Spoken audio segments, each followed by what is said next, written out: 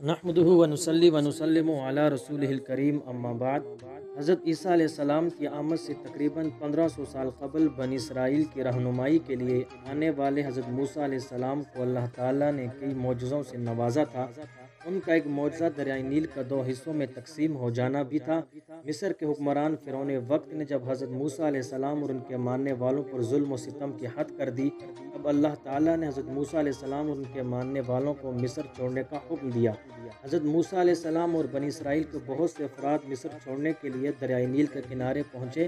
فرعون بھی تخت و طاقت کے نشے میں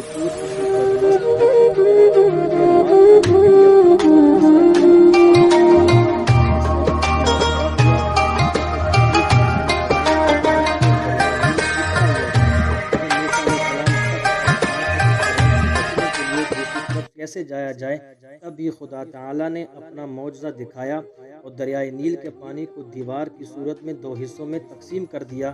دریا کے بیچ ایک خشک راستہ ابھر آیا اور حضرت موسیٰ علیہ السلام ان کے ماننے والے اس راستے سے بآسانی گزر کر دوسری جانب چلے گئے۔